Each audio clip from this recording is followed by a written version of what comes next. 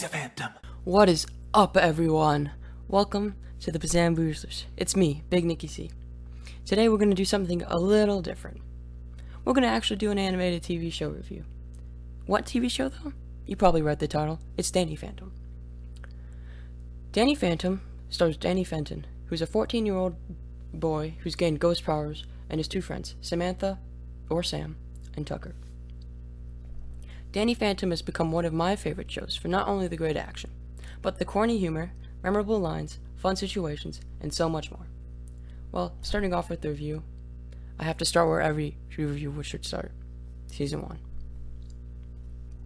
Season 1 of Danny Phantom feels clunky. While there are some gems like Fanning the Flames, some episodes truly do fall flat. I think the best episode is Mystery Meat, which is actually the first episode of the entire show. Easily the best part of this season is the character development for Danny and Tucker.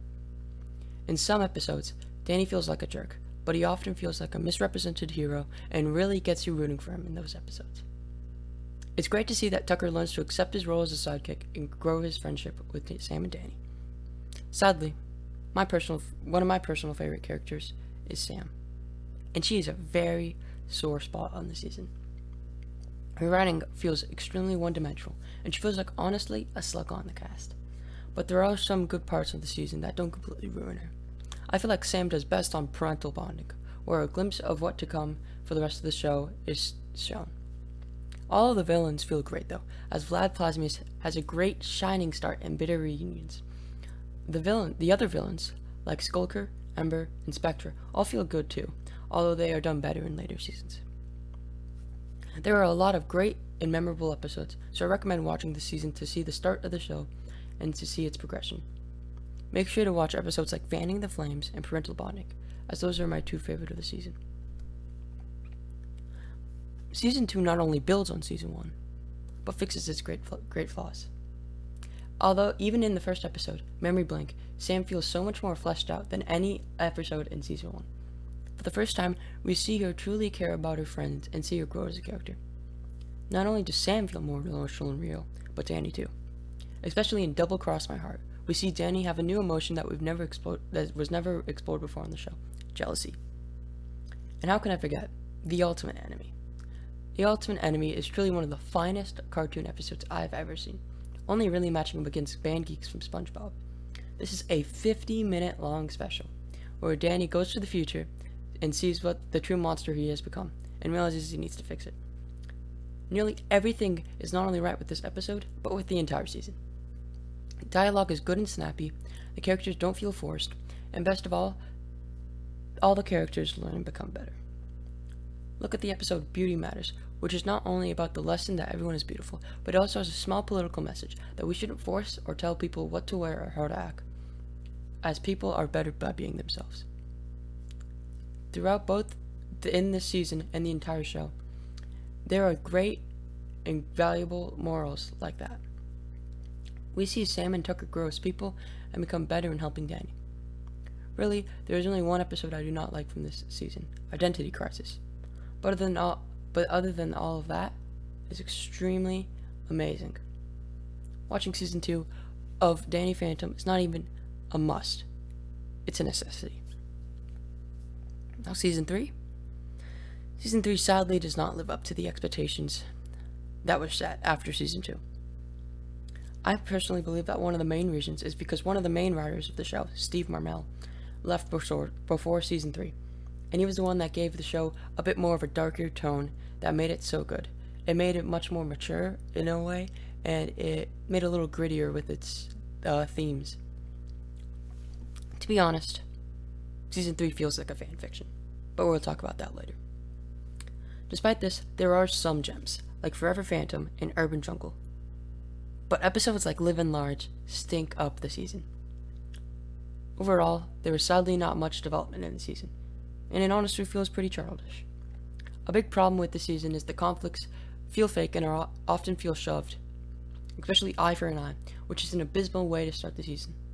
Memory Blank on Season 2 did such a better way of starting the season that it's almost not even comparable.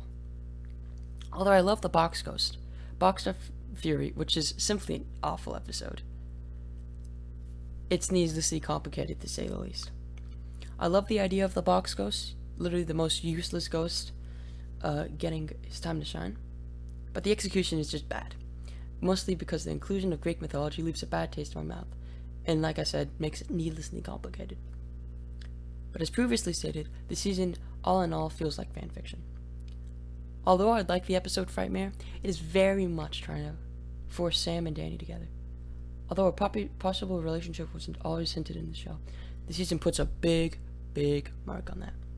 And of course, if I'm talking about that, I've got to talk about the last episode of the entire show, Phantom Planet.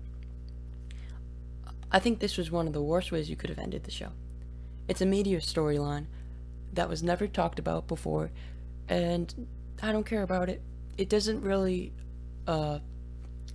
finish up any of the side details that I would be wondering about. And it leaves a big question mark on the show. Although the end is heartwarming, the overall episode feels super dull, and is another end that really ended the show and ended all those side lines. I think would have been more appreciated from me. I sadly cannot recommend most of the season because most of the episodes are just so painfully average or bad. So, overall, was Danny Phantom good? Was Danny Phantom really a good show? Does it live up to the expectations that so many people give it?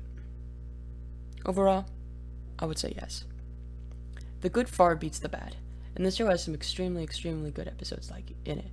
Like I said, The Ultimate Enemy is a must-watch to anyone. One of the ways I would describe it is untapped potential. The show is overall just feels so like it's missing something. It could be going on longer, but sadly it's not. It ended. I think the best example would be the character Danielle Phantom, who is an extremely great character, but was only in 2 episodes. It's crazy that they only gave 2 episodes to an extremely liked character who is very good. Although Danny Phantom doesn't truly feel complete, that doesn't take away the fact that it's an amazing show. So what does it get on Big Nick's patented out of 8 rating system? I would give it a solid 6 out of 8. And I would definitely recommend it to anyone not only looking to have a good time, but looking for a great show to binge. A great show overall, and I recommend it to anyone who wants to watch. So, until next time, this is Big Nicky C signing off.